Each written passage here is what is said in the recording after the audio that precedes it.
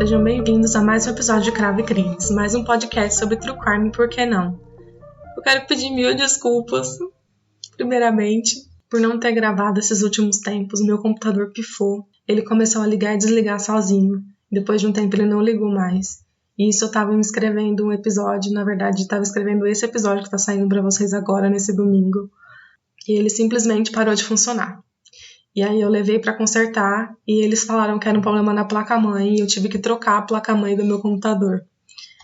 O que me custou uma boa grana. Eu tô um pouco triste em relação a isso, mas tudo bem. A gente lida bem com as coisas, não é mesmo?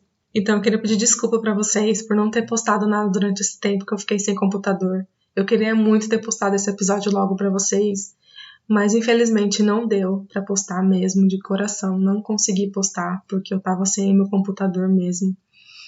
Mas eu espero que esse episódio possa trazer as expectativas de vocês por estarem esperando ainda. Espero que vocês estejam esperando ainda por alguma atualização e desculpa de novo por não ter postado nada.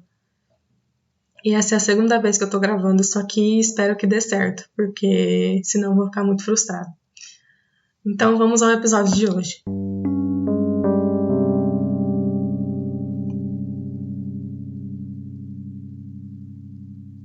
Antes de começar o episódio, gostaria de deixar aqui uns avisos. Iremos abordar violência e assassinato. Se você não se sentir confortável em relação a esses tópicos, por favor, não escute o episódio de hoje. O episódio de hoje é sobre Skyler Neese. Skyler Annette Neese, nascida em 1996, era uma menina e filha única de Dave e Mary Neese. Ela era uma estudante muito focada em seus objetivos e se tornou uma aluna exemplar na escola. Ela tinha um foco muito grande em se formar, conseguir uma boa bolsa de estudos e ir para uma faculdade para se tornar advogada. Ela era conhecida por ser uma amiga conselheira, aquela que a gente sempre vai atrás para ir atrás de algum conselho. No livro Pretty Little Killer, é citado que Skyler não tinha uma vida muito luxuosa, nem nada do tipo. Ela era bem humilde e tinha nada demais. Mas seus pais fizeram tudo por ela e mostravam que eles sempre estariam do lado de sua filha, não importa o que acontecesse. O amor era uma coisa que sempre estava presente na família de Skyler, mas o dinheiro não era. A família vivia apenas com o salário dos pais e não dava mais para nada. Mas os seus pais nunca deixaram de dar o principal para ela, que foi o amor que eles tinham por ela. Como resultado do amor incondicional de seus pais que deram a ela, Skyler tinha uma ligação muito forte com seus pais, principalmente com a sua mãe. Em um trabalho que ela fez para a escola, ela disse que a sua mãe era a pessoa mais importante na sua vida, que ela não só cuidava dela, mas que ela também sabia ouvir a filha, e Skyler sabia que ela podia conversar com a sua mãe sobre tudo. Ela chegou a dizer que achava que era muito importante que os pais saibam que não é só cuidar dos filhos, mas que é também ter essa abertura para poder sentar e conversar com eles e fazer com que os filhos se sintam à vontade de falar com os pais. Para Skyler, não importava em que ela não tinha muitos brinquedos ou roupas como as outras crianças. Na verdade, isso tudo fez com que ela crescesse uma menina muito centrada e que se importava com problemas sociais mais sérios como intolerância, aquecimento global e discriminação racial. Além de tudo isso, Skyler também não gostava de injustiça e era cheia de empatia pelo próximo. A mãe de Skyler fala que quando ela viu sua filha pela primeira vez, foi um dos momentos mais incríveis de sua vida, que foi um amor instantâneo. Ela é descrita como a cópia de sua mãe, com seus olhos azuis e seu sorriso, e sua personalidade também. Ela é descrita no livro sobre o caso como uma pessoa que era a peça fundamental que segurava a família unida. Mas que ela podia ser um pouco cabeça dura. Ela decidia se ela faria ou não, não importa que seus pais ou qualquer outra pessoa dissesse. Skyler amava ler, tinha uma vida social bem ativa e, como todos os adolescentes, estava sempre postando nas suas redes sociais. Além de tudo isso, ela ajudava em casa, trabalhando na famosa rede nos Estados Unidos, Wendy, onde ela não perdia nenhum dia sequer de trabalho. Ela tinha uma melhor amiga chamada Morgan Lawrence, que era sua melhor amiga desde que elas estavam no maternal juntas, e elas se reencontraram anos depois de se separarem, mas além disso, elas nunca pararam de ser amigas em verdade. No documentário sobre o caso de Skyler, Morgan diz que ela era uma amizade, que ela achava que ela seria uma coisa de para sempre. como por exemplo, ir no casamento da outra quando elas fossem mais velhas. Era uma promessa de que elas seriam madrinhas do casamento uma da outra, desde que elas eram pequenininhas. Quando Morgan mudou de escola, Skylar se sentiu um pouco sozinha, mas isso não a impediu de ir atrás de novos amigos. Ela encontrou diversos amigos que eu não vou conseguir citar todos aqui, mas ela encontrou Sheila e Ellie. Elas se conheceram na segunda série e as meninas começaram a brincar e depois de um tempo virou uma rotina sair juntas para brincar. E com isso, as duas viraram grandes amigas, além do fato das mães das garotas se conhecerem há um tempo, desde que elas eram adolescentes. Sheila era filha única e ela tinha uma vida muito semelhante à de Skylar.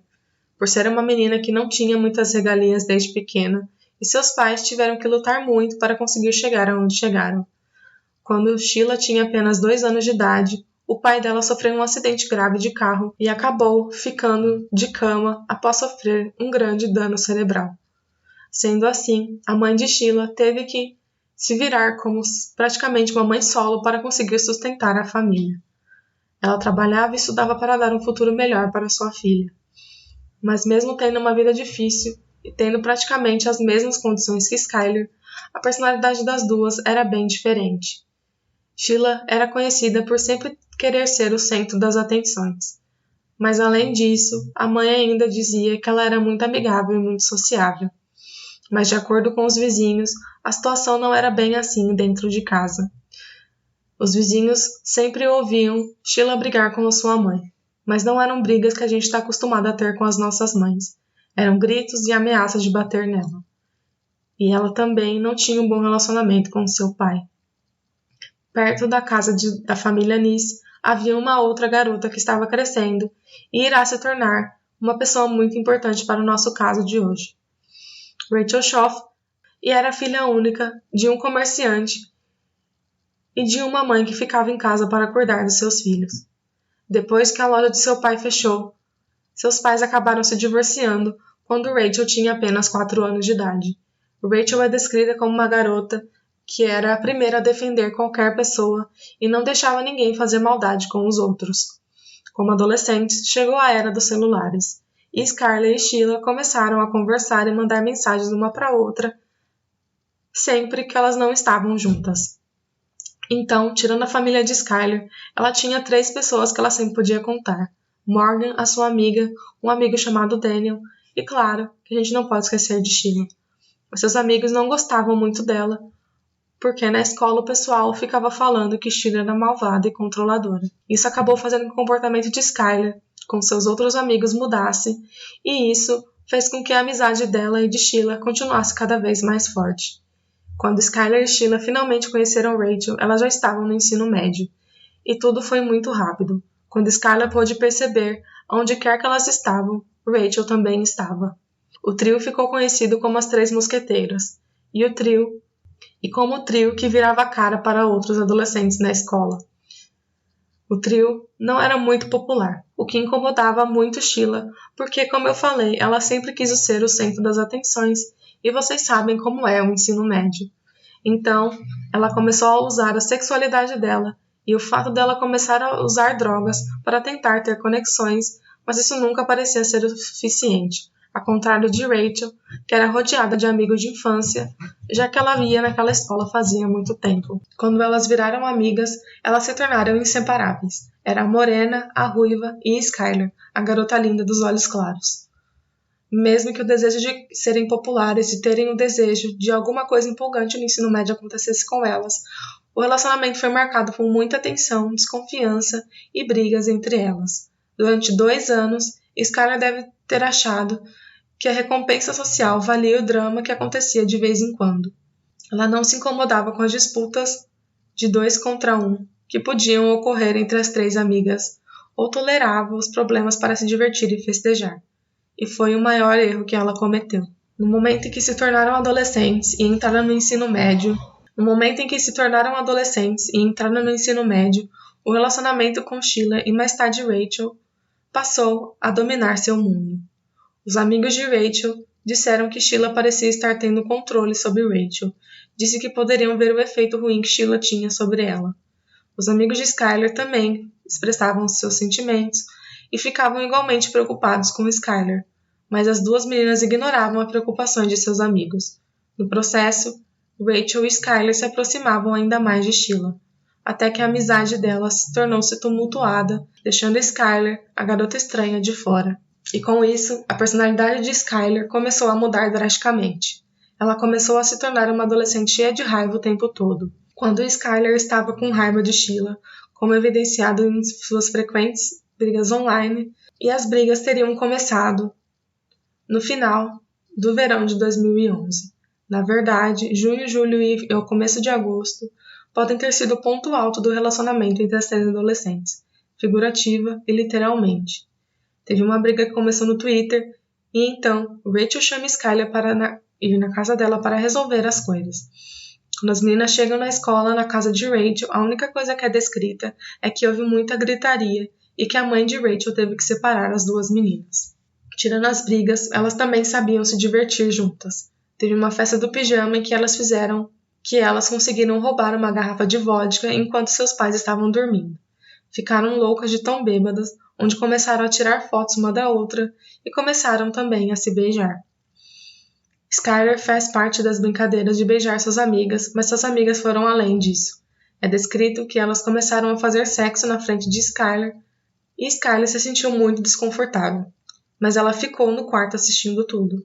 Depois que tudo acabou, as três meninas foram dormir e Sheila pede para Skyler para se mover para o lado para que ela possa dormir abraçada com Rachel, e então as duas começam a brigar alto o suficiente para fazer com que os pais de Rachel acordassem e perguntassem o que estava acontecendo. Mais tarde, os investigadores no caso de Skyler dizem, após ter lido o diário dela, que ela ficou mais chateada com a briga que ela teve com Sheila do que o fato das amigas terem feito literalmente sexo na sua frente. Ela escreve que ela estava brava com sua amiga porque toda vez que uma outra pessoa estava perto, Sheila sempre favorecia a outra pessoa e não ela. Mas mesmo com as brigas, Skyler sempre postava no seu Twitter que ela amava as meninas e que elas eram as suas amigas, mesmo que as brigas acontecessem. Mesmo com o relacionamento delas não parecia ser tão saudável para Skyler, ela não queria abandonar essa amizade que ela tinha com Sheila e Rachel. As pessoas que olham de fora devem já estar se perguntando por que essas três meninas não seguem caminhos separados então. Não é uma pergunta fácil de responder, mas parte da explicação pode ser dada da seguinte forma, de acordo com o livro que eu li sobre o caso. Que Sheila tinha algo que Rachel e Skyler não tinham. Um carro. Sim, um carro. O carro de Sheila empenhou um papel crucial na dinâmica do relacionamento das meninas o tempo que elas eram um trio. Pouco tempo depois de se tornarem alunas do segundo ano do ensino médio, Sheila completou 18 anos e recebeu um presente da mãe e do padrasto. Alguns adolescentes especularam que ela usou o veículo para controlar Rachel e Skyler. Ter um carro significava estar livre da supervisão dos pais.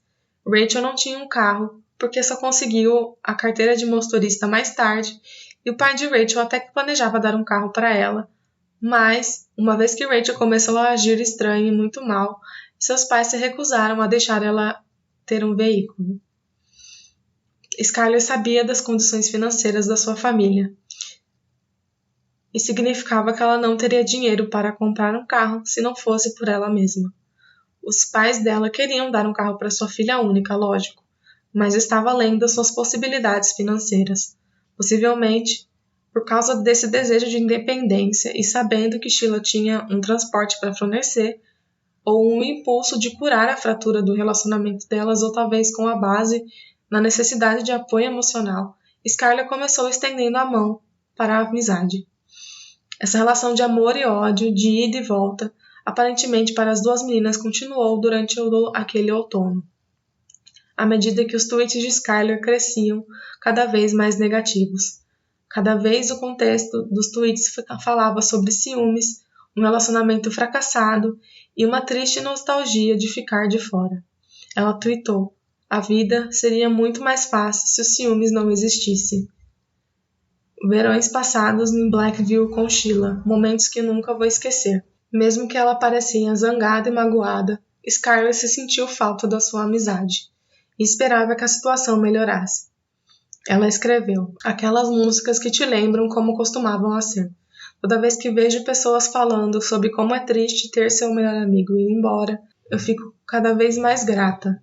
Eu nunca tenho que me preocupar com isso. Eu te amo porque eu não poderia imaginar a vida sem você.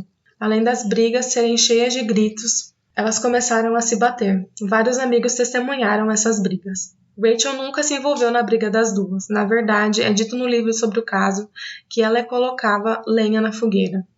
Aí que muita gente começou a perceber cada vez mais.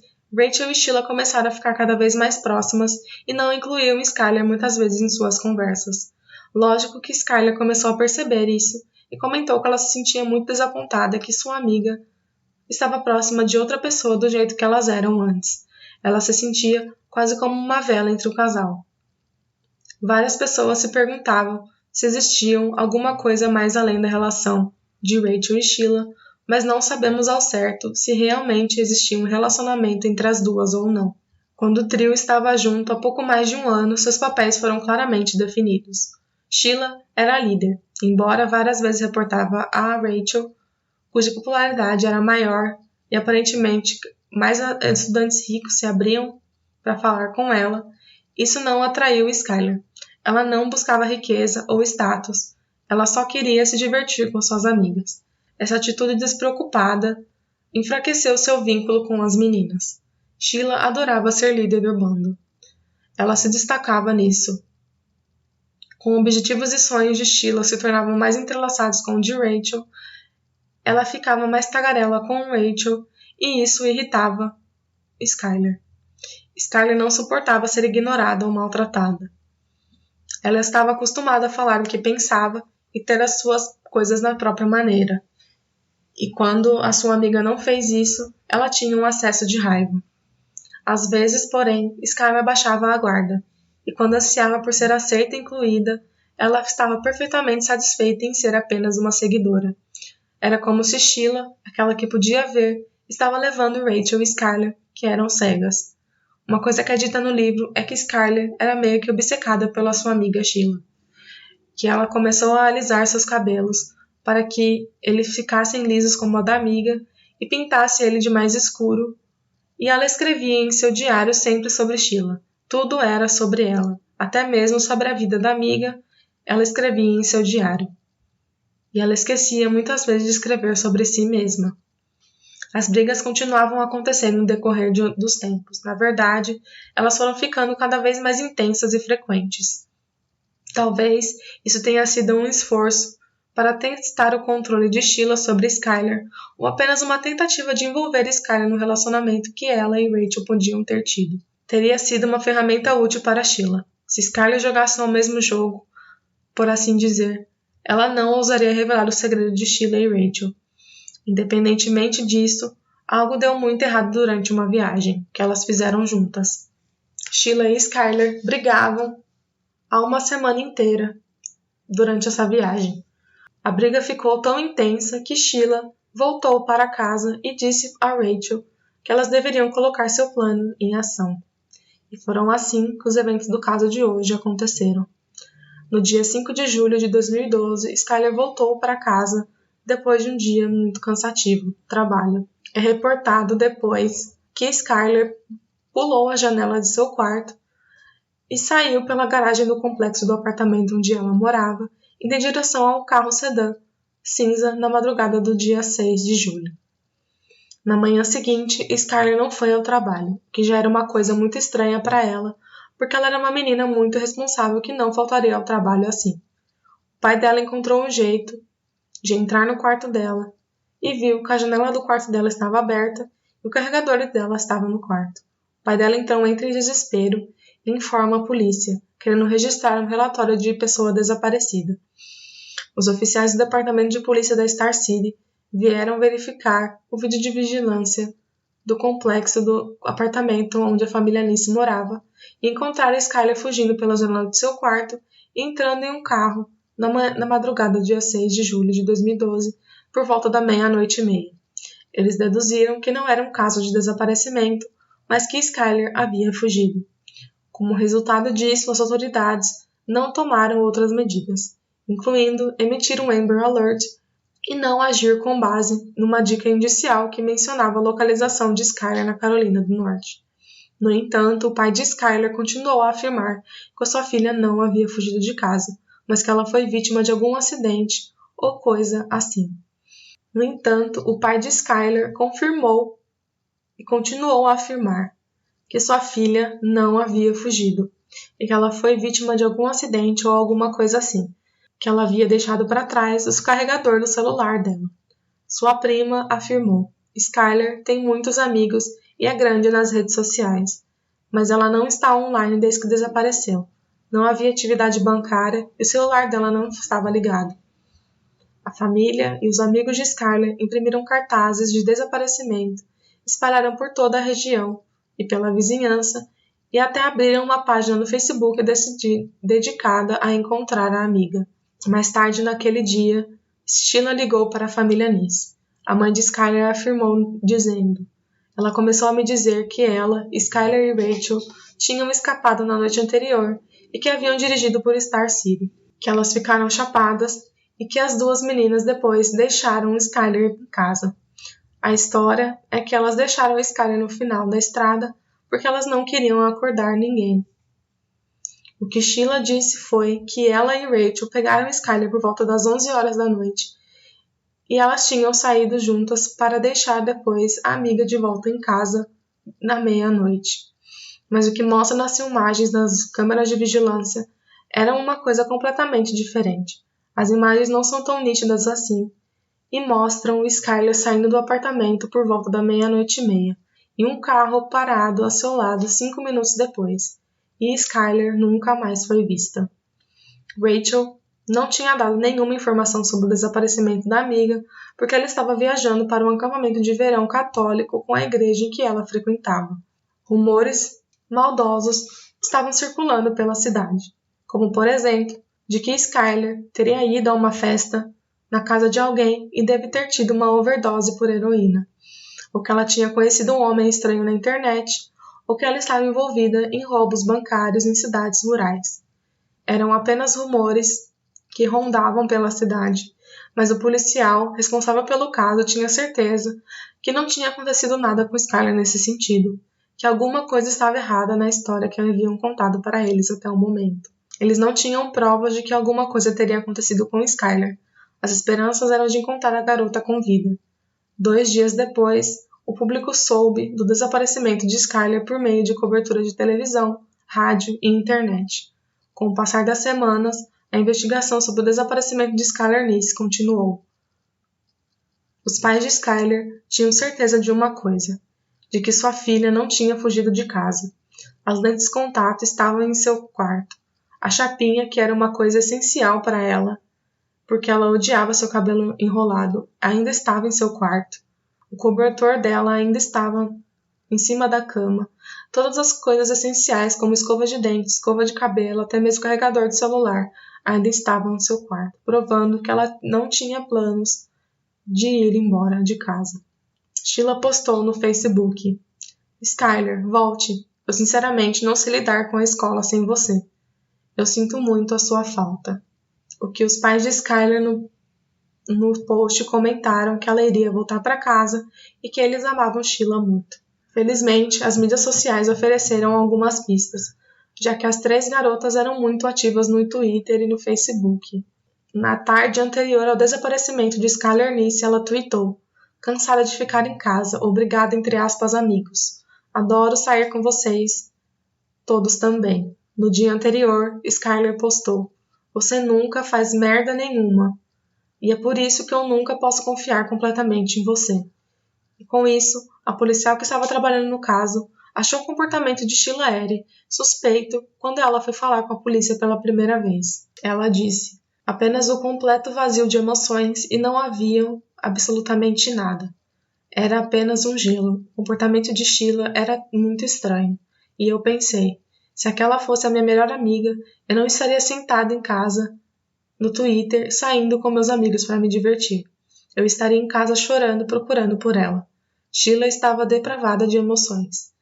Ao menos que você fizesse perguntas que elas não queriam ouvir ou queria responder, então ela simplesmente caía em lágrimas. O policial também achou Rachel Schoff estava muito nervosa quando ela falou com ela pela primeira vez. Ela disse que Rachel estava indiferente e em pânico. Apenas com "eu não sei onde Skyler está", você terá que fazer perguntas para Sheila para saber mais coisas, porque eu não sei de mais nada. A policial ainda disse suas histórias eram literalmente iguais. A história de ninguém é exatamente a mesma, ao menos que seja ensaiada. Tudo no meu instinto era o jeito de Sheila estava agindo, era muito estranho, e Rachel estava morrendo de medo. Depois de ver vídeos de vigilância e os registros de telefone celular que provavam que Sheila e Rachel estavam mentindo sobre o que aconteceu na noite em que viram Skyler Nice pela última vez, a polícia disse para Dave e Mary Nice que Rachel e Sheila tinham um segredo. Enquanto isso, em outubro de 2012, Sheila postou um apelo na página Team Skyler no Facebook, junto com uma foto de Skyler sentada no chão, com Sheila recostada nas costas de Skyler, com os olhos fechados, postando o seguinte: "Eu e Rachel sentimos muito a sua falta, especialmente na hora do almoço. Sentamos à mesa sozinhas. Volte para não nos sentirmos tão solitárias. A escola é tão difícil sem você. Na verdade, tudo é difícil sem você. Eu penso seriamente em você 24 horas por dia, 7 dias por semana. E eu sinto a falta de falar com você no telefone dia e noite. Eu sei que você não gostaria de ouvir algumas coisas que algumas pessoas têm dito ultimamente." As autoridades começaram a prestar mais atenção nas meninas nas redes sociais e perceberam que a cada 30 tweets que elas faziam sobre matar a aula e se embebedar, e do nada elas postavam "eu sinto a sua falta, Skyler, por favor, volte para casa." Elas foram trazidas repetidas vezes para o interrogatório pelas autoridades. Cada uma tinha um advogado. Elas eram as únicas pessoas que o faziam. O policial disse: "Elas agiam de forma muito estranha e ficavam cada vez mais isoladas, tendo apenas uma outra. Honestamente, eu nunca gostei de Sheila. Ela era muito controladora, sempre uma abelha rainha. Tipo, curve-se a mim. Mas Rachel era como Skyler para mim. E eu disse a Rachel, se você sabe de alguma coisa, é melhor avisar a polícia, porque eles vão descobrir, isso não é um jogo." Cada vez que as meninas eram entrevistadas, era como arrombar uma fechadura, um rolinho caindo no lugar, aproximando as autoridades da verdade. Enquanto Rachel agia mais reservada, Sheila era muito sedutora. O investigador do caso se lembra de um dia em que Sheila entrou vestindo uma calça de moletom enrolada até o umbigo e uma camisa curta que revelava seu sutiã. O cabelo comprido preso em um rabo de cavalo. O investigador disse: "Ela era muito alegre." Olhei para Ronnie, o outro policial, sobre o que estava no caso, e disse: "Você está de brincadeira comigo." Então, o investigador do caso disse: "Assistimos ao vídeo e Sheila viu os carros estacionar e ela disse: 'Não sei de quem é esse caso.' E eu estava então dirigindo a um ponto estadual e do nada veio em minha cabeça e eu pensei: oh meu Deus, seu idiota, é o carro de Sheila. Tinha que ser, porque Skyler saiu pela janela e nunca mais voltou." O que selou foi a fita de vigilância em uma loja de conveniência, que surgiu mostrando imagens claras do carro de Sheila indo para o oeste em direção à cidade rural de Blacksville, em West Virginia, no momento em que as meninas alegaram que elas estavam dirigindo para o leste. À medida que as investigações avançaram, durante o outono, o consenso entre todos no ramo de aplicação de lei, polícia local, policiais estaduais e FBI era que Rachel e Sheila sabiam mais do que estavam contando. Como as companhias telefônicas não tinham registro de mensagens de texto, tudo que as autoridades tiveram era levar em conta os 2 pings de torres telefônicas perto de Blacksville, uma no celular de Rachel e no outro de Sheila, ambas depois das 4 horas da manhã, no dia 6 de julho de 2012, dia em que Skyler desapareceu. E as mudanças nas histórias das meninas. O agente do FBI relembra as dicas não verbais de Rachel. Ela brincava com o cabelo, apertando o botão da caneta ou desenhando na mesa com o dedo enquanto tentava falar com ela. Sheila, por outro lado, tinha uma postura ótima, com as mãos cruzadas na mesa, olhando nos olhos e falava com naturalidade. Ela queria saber o que estávamos pensando, o que estávamos pensando sobre o caso. Ela se desculpava por mudar sua história tantas vezes. Ela usaria desculpas como era tarde ou eu não estou entendendo o contexto. Ela tentaria colocar em camada sua perspectiva de eventos que aconteceriam como uma nuvem de dúvidas sobre alguns fatos que poderiam fazer a ela. Às vezes, nem vemos isso com criminosos, disse o policial. Depois de rever todas as evidências que eles tinham, como por exemplo, os vídeos das câmeras de vigilância e os registros das mensagens no celular das meninas, eles conseguiram comprovar que elas estavam o que eles já estavam imaginando, de que Sheila Eddy e Rachel Schoff estavam mentindo sobre o que aconteceu na noite em que viram Skylar. Enquanto isso, nas redes sociais, Sheila e Rachel começaram a ler rumores sobre as duas, de que as duas tinham cometido o assassinato de Skylar Nice e que era questão de tempo até que a verdade viesse à tona. Então as autoridades levaram as duas novamente para o interrogatório para ver se elas davam mais alguma informação sobre o desaparecimento das amigas dela, mas sem sucesso. Com o tempo, as duas ficaram cada vez mais excluídas dos amigos que elas tinham e se apoiavam cada vez mais uma à outra. Em um post feito pela Sheila, em novembro de 2012, ela disse: "Ninguém nessa terra pode lidar comigo e com Rachel. Se você acha que pode fazer isso, você está bem errado." Mesmo que a polícia tivesse suas suspeitas e que eles descobriram que o carro das meninas era o carro que foi buscar Skylar antes dela desaparecer, os investigadores não tinham provas o suficientes para prender as duas meninas. Tudo o que eles precisavam era de uma confissão. Enquanto isso, o estresse e a mentira tomou conta de Sheila e Rachel. As duas agiam de forma muito diferente. Enquanto Sheila era mais calma entre as duas, Rachel começou a ter ataques de pânico e crises de ansiedade muito forte. Ela estava cada vez mais nervosa e descontrolada. Até que no dia 28 de dezembro de 2012, os pais de Rachel ligam para o número de emergência, dizendo que eles tinham um problema com a filha deles, e que ele estava batendo neles e gritando, correndo pela vizinhança descontrolada. No fundo, era possível ouvir na ligação que Rachel estava gritando: "Me dá o telefone! Não, não, isso acaba aqui!" Então a mãe de Rachel diz que o marido dela estava tentando conter a filha de apenas 16 anos na época e que eles deveriam se apressar. A polícia então vai até a casa de Rachel e busca a menina. Rachel fica alguns dias internada em uma instituição psiquiátrica e depois ela é levada diretamente para a polícia, onde ela finalmente contou toda a verdade. É então que essa história toma um rumo que muitos de vocês já devem saber o que está prestes a acontecer. A primeira coisa que Rachel fez foi ligar para um advogado de defesa e confessar tudo o que ela sabia sobre o crime de hoje. Depois, juntos, eles foram até a delegacia, onde ela contou toda a verdade. A primeira coisa que ela disse no interrogatório foi: "Nós esfaqueamos ela." E com o passar do tempo, ela começou a contar a verdade do que realmente tinha acontecido com Skylar Nice. E o caso já não era sobre apenas um desaparecimento. E sim, estávamos lidando agora com o assassinato de Skylar Nice. Como Rachel falou, ela e Sheila planejaram o assassinato de Skylar pelo menos com um mês de antecedência. Um dia, elas estavam na aula de ciências e decidiram que talvez elas deveriam matar Skylar. É dito no livro sobre o assassinato de Skylar que elas começaram a pesquisar jeitos de matar alguém. Já que elas não tinham experiência em usar armas de fogo, elas optaram por usar facas, já que para elas seria mais fácil porque elas não teriam que ficar comprando facas. Elas simplesmente poderiam pegar a faca da cozinha da mãe delas. Rachel e Sheila não sabiam como matar alguém com facadas, então elas começaram a pesquisar o melhor jeito de matar alguém com uma. Depois de lerem algumas opções que elas tinham, elas viram que o melhor jeito de esfaquear alguém é danificar a veia jugular de alguém. E decidiram que o melhor jeito de matar Skylar seria assim.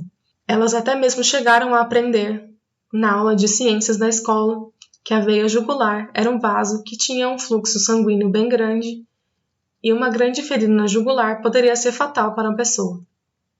O que as meninas pensaram era que matar Skylar seria a parte mais fácil e que a parte mais difícil seria colocar aonde colocar o corpo dela depois que eles matarem ela. Elas pensaram em diversas possibilidades, mas nada parecia bom o suficiente ou fácil de fazer.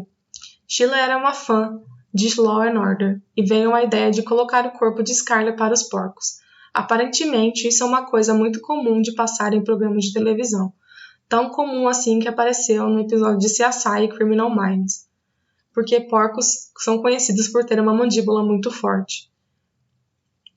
Mas elas acabaram decidindo que essa ideia não seria muito boa, porque elas achavam que iam ser muito difícil não acordar alguém quando elas literalmente iriam arrastar o corpo da amiga delas até a fazenda mais próxima, a fazenda do avô de Sheila. No final, elas decidiram que elas iriam levar Skyler para um lugar e que elas sempre iam fumar maconha, fumar um pouco juntas e matar ela e enterrar ela nesse lugar, que era conhecido por ser muito deserto e escuro. Então foi exatamente isso que elas fizeram.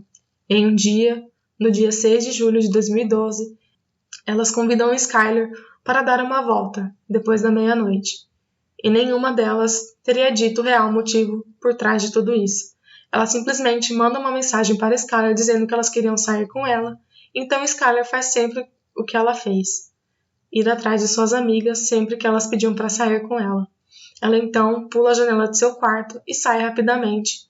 E com certeza, Skyler achou que ela voltaria para casa. Elas vão até o mesmo lugar de sempre para fumar maconha e passam um tempo conversando entre si e tudo parecia estar na verdadeira paz. Mas quando Skyler vira as costas para as duas, elas tiram as facas do bolso e Rachel conta 3, 2, 1 e começam a esfaquear a garota. Com cada facada que eles davam, é descrito que eles soltam toda a raiva e desgosto que elas tinham por todas as pessoas que tinham feito algo de mal para elas e principalmente todo o ódio que elas sentiam por Skyler. Ela tentou fugir primeiramente, mas Rachel foi atrás dela e derrubou ela no meio da rua. E em seguida, os ataques a Skyler continuaram. Teve um certo momento em que ela tentou segurar a faca que estava na mão de Rachel, mas ela não conseguiu segurar por muito tempo. Sendo atacada ainda pelas amigas que ela achava que tinha, ela continuou fazendo a mesma pergunta enquanto ela estava sendo atacada. Por quê? Ela se perguntou isso diversas vezes. Por que duas das pessoas que ela considerava como suas melhores amigas estavam fazendo isso com ela? Por que elas resolveram atacar ela desse jeito? Eu tenho certeza que por mais que elas brigassem, Skyler não deve ter por um sequer momento pensado que esse seria o motivo pelo qual suas amigas estavam a atacando. Infelizmente, Skyler não teve chance de sobreviver e de lutar.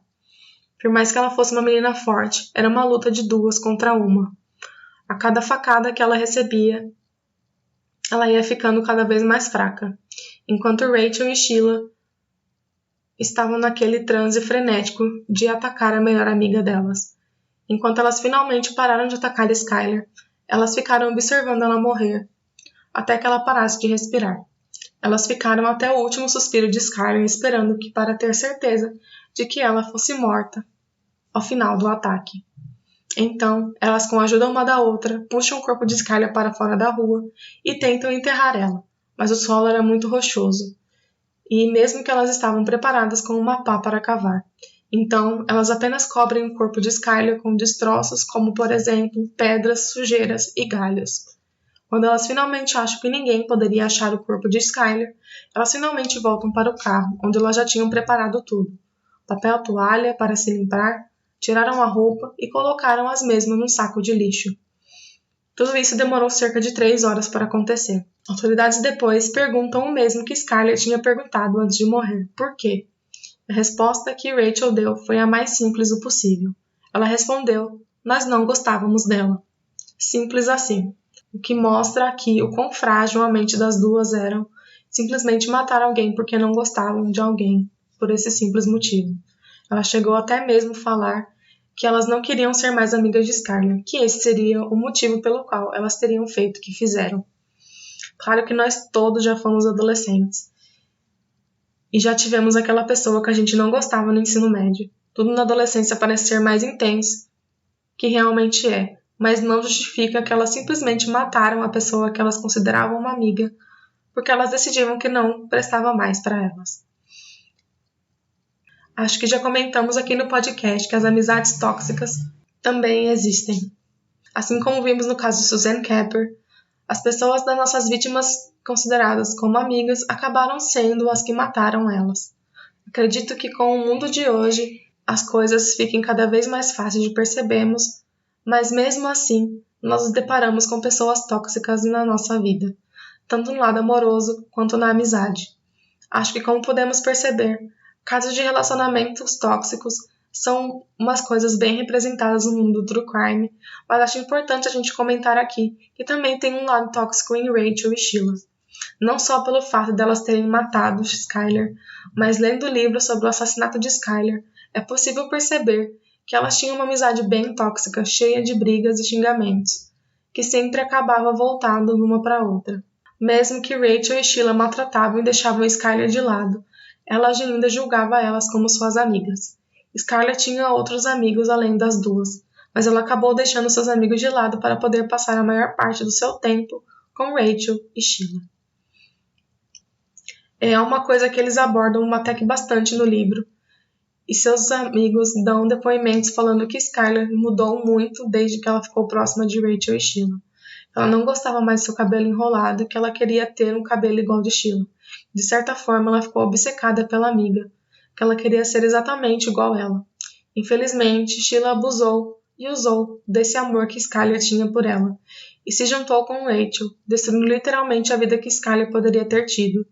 Acho que nós já estamos cansados de ouvir aqui no podcast quais são os malefícios de um relacionamento tóxico podem trazer nas nossas vidas, mas é sempre importante relembrar o quanto isso pode nos afetar e drenar emocionalmente, o quanto isso pode trazer o pior de nós mesmos, o quanto nós podemos sair machucados e feridos de um relacionamento assim, sendo amizade ou namoro, com namorados, maridos ou parceiros. E uma coisa que eu fiquei muito abalada quando eu ouvi foi as palavras do pai de Skyler quando descobriu que a sua filha tinha sido assassinada. Ele disse: "É como um sentimento de derrota. Ao menos, quando não sabíamos onde ela estava, havia um pouco de esperança.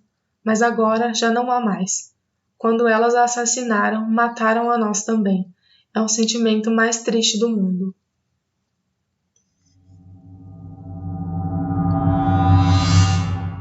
Então, com tudo isso que eu contei para vocês até aqui, vamos à parte que é sempre muito interessante e sempre muito esperada, que são o que aconteceu com os nossos criminosos e quais são as punições que eles receberam. Com a confissão de Rachel para a polícia, ela levou os investigadores ao local onde elas mataram Skyler, mas havia um problema. O local estava cheio de neve e praticamente impossível de achar alguma coisa. Mas mesmo assim, os investigadores foram muito persistentes em relação a esse caso e não desistiram em nenhum momento do caso de Skyler. E foi somente dias depois, no dia 13 de janeiro de 2013, um ano praticamente após o desaparecimento de Skyler, que os investigadores finalmente encontraram o corpo de Skyler Nice. Como já havia se passado muito tempo desde que ela tinha dado como desaparecida, eles demoraram mais um bom tempo para conseguir comprovar que era realmente a nossa vítima do caso de hoje. Depois de acharem o corpo de Skyler e foi divulgado que ela tinha sido achada, Sheila não sabia que Rachel tinha confessado e levado os policiais para onde elas assassinaram Skyler. Então, assim que ela soube da notícia, ela postou no Twitter: "Descanse em paz, Skyler. Você sempre será a minha melhor amiga. Eu sinto a sua falta mais do que você possa saber." E foi somente no dia 16 de março de 2013 que o corpo foi encontrado. Era realmente de Skyler Nice. O corpo dela foi encontrado a cerca de 48 quilômetros apenas de distância da casa dela. Enquanto isso, Rachel foi julgada como adulta e ela confessou o crime que ela cometeu. Ela não teve um julgamento. Ela foi condenada pelo assassinato de segundo grau. Sim, eu sei, eu fiquei bem puta em relação a isso, mas enfim. Por causar a morte de Skyler Nice. E nas palavras que foi dito no julgamento, por causar a morte de Skyler Nice de uma forma ilegal, criminosa, voluntária, maliciosa e intencional, por esfaqueá-la e causar ferimentos fatais.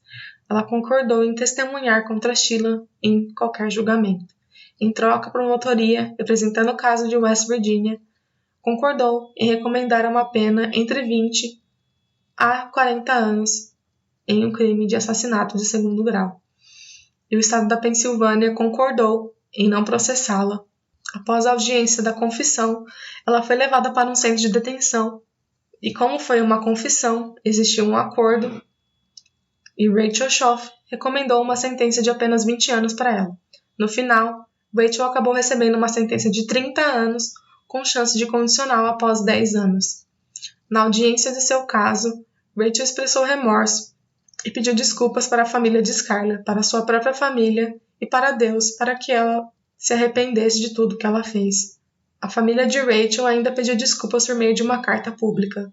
Mesmo sendo uma adolescente no momento do crime, Rachel foi julgada e condenada como uma adulta perante a gravidade das ações que ela teve em relação ao assassinato de Skylar. Enquanto isso acontecia, Sheila estava em um restaurante com a sua mãe. Antecipando a notícia do encarceramento de Rachel, logo seria divulgada, a polícia estadual queria prender Sheila em sua casa. No momento, ninguém estava lá, então os policiais ligam para Tara, que é a mãe de Sheila, e dizem que eles precisavam que Sheila fosse interrogada novamente. Tara menciona que elas estavam comendo em um restaurante e que ela traria Sheila para testemunhar mais tarde. Não se sabe se a mãe dela sabia, mas alguns afirmam que ela estava ciente da prisão de sua filha e que a levou para longe do seu apartamento para evitar ser humilhada na frente de seus vizinhos. Os investigadores, então, enviam uma patrulha mais próxima para tentar impedi-la de sair. A patrulha interceptou as meninas no estacionamento do restaurante quando elas estavam saindo, e assim que os policiais chegaram no local, eles prenderam Sheila por assassinato. Ela foi, então, levada para um centro juvenil. Logo após a prisão de Sheila, a mídia toda do país começou a relatar que Rachel Schoff e uma adolescente não identificada foram presas pelo assassinato de Skylar Nice.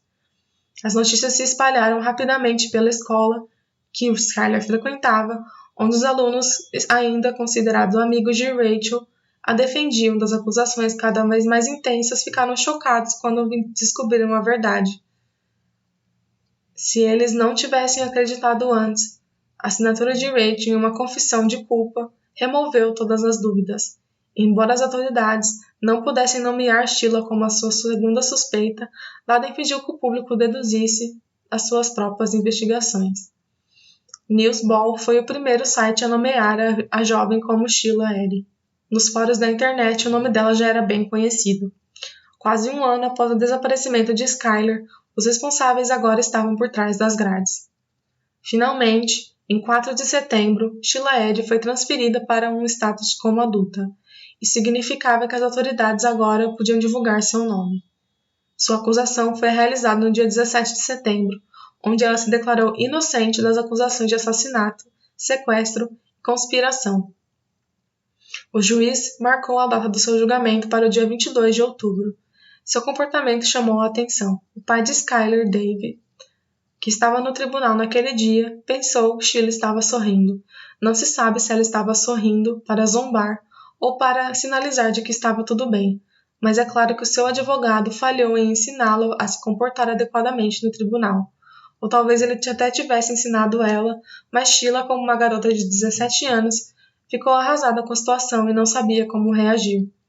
Quando ela reapareceu no tribunal em sua audiência para o pré-julgamento no mês depois, ela estava claramente mais contida. Seu advogado fez várias moções, incluindo para que o local do julgamento fosse transferido para um condado mais próximo, para que o testemunho de Rachel Schoff fosse suprimido, com base nos suspeitos problemas da sua saúde mental, para estabelecer uma fiança e para que o julgamento fosse transferido para uma data posterior.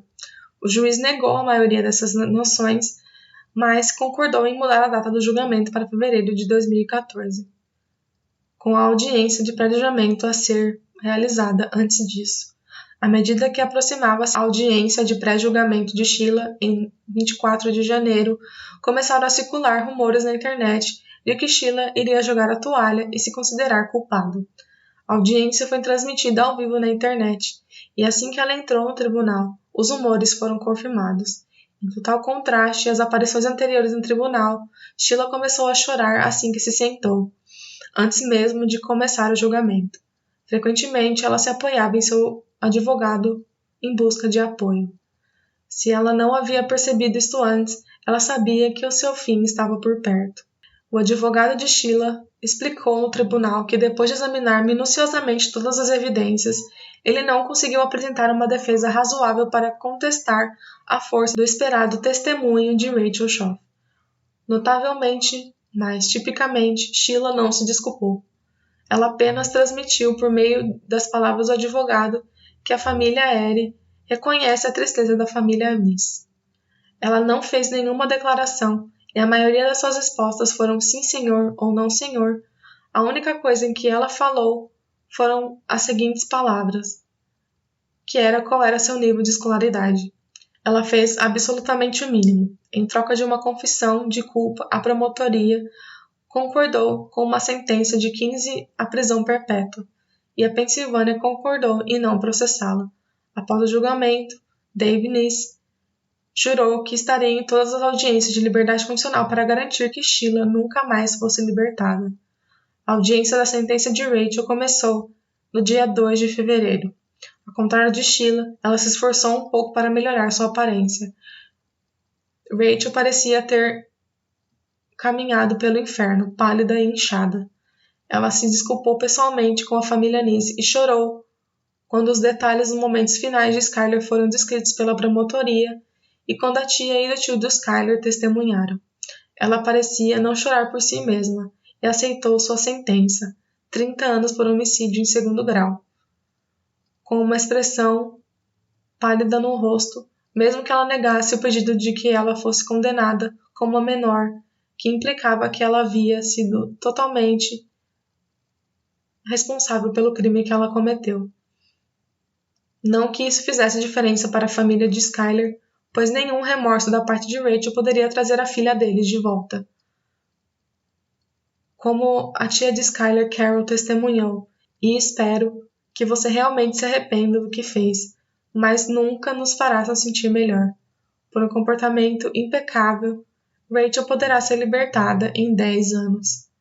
Dave Nice, o pai de Skyler, diz que aquelas duas meninas não mereciam clemência dos tribunais. Ele disse: ambas são doentes e estão completamente onde deveriam estar, longe das civilizações, trancadas como animais, porque é isso que elas são animais. O pai ocasionalmente visitou a árvore da floresta da Pensilvânia decorada para sua única filha, morta por causa das suas duas melhores amigas. Ele disse: eu queria pegar a coisa horrível que aconteceu aqui e tentar transformá-la em algo bom. Um lugar onde as pessoas possam vir e lembrar de Skyler e lembrar da garotinha que ela era. A família Nice também ajudou a promover e aprovar a lei de Skyler, que exige que o Estado emita um Amber Alert toda vez que uma criança é desaparecida, mesmo aquelas que não são sequestradas. Enquanto isso, possa não ter salvado a vida de Skyler porque ela foi morta antes de seus pais percebessem seu desaparecimento, esse novo sistema na Virgínia pode salvar a vida de mais pessoas. Em maio, completou 10 anos desde a sentença de Rachel Shaw e a família de Skyler Nice fez uma petição online pedindo para que a condicional fosse rejeitada pelo Estado. Eu até mesmo compartilhei com vocês no Instagram a petição que Rachel fosse solta tão cedo assim. E a sua condicional foi negada e ela continua na cadeia até o momento que fiz a pesquisa para esse episódio. Eu geralmente gosto de buscar instituições de caridade ou doações para famílias de vítimas, porque eu acredito que seja um bom jeito de homenagear as vítimas e trazer alguma coisa de bom em relação a casos tão trágicos. Mas no nosso caso de hoje, eu não encontrei nenhuma instituição de caridade em nome de Skyler para colocar no episódio de hoje. Então, ao invés de homenagear a nossa vítima, eu queria deixar aqui a instituição de Casa de Isabel. Tem como objetivo trabalhar com adultos, crianças e adolescentes que são vítimas de violência doméstica, familiar e distribui gratuitamente benefícios para pessoas junto com diversos órgãos públicos. Eles têm terapia para pessoas que sofrem esse tipo de abuso. Também existe a proteção para a redução de danos e riscos de uso de drogas. Eu acho que seria uma boa instituição para colocar aqui, para ajudar as pessoas que sofrem de violência doméstica, sem se importar com gênero, classe social, religião, cor nem nada. Acho que trazer essas histórias para o público que gosta de ouvir true crime, eu acho essencial fazer uma boa ação para ajudar os que precisam. Então, eu gostaria de deixar, como sempre, o link das doações para a Casa de Isabel, para quem estiver interessado em doar ou saber mais sobre a luta delas está na descrição. do nosso episódio de hoje.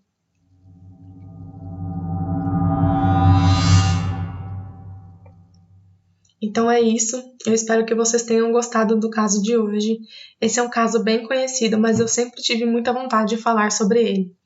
Ele é um caso extremamente chocante, e mesmo escutando várias vezes é difícil acreditar que esse crime realmente tenha acontecido. Os motivos pelo qual Skyler foi morta é totalmente bizarro. Quando eu vi esse caso pela primeira vez, eu fiquei pasma sem conseguir acreditar. E eu sempre quis conversar mais sobre o caso com mais pessoas. Não se esqueçam de que estamos nas nossas redes sociais. Estamos no Instagram, no Twitter e no Facebook. Eu estou sempre atualizando lá no Instagram quando tem novos episódios ou quando eu tenho algum recado importante, quando sai alguma notícia relacionada a um caso que eu já tenha feito ou coisas assim. Então, acompanhe as nossas redes sociais para que vocês fiquem por dentro de tudo que está acontecendo no podcast.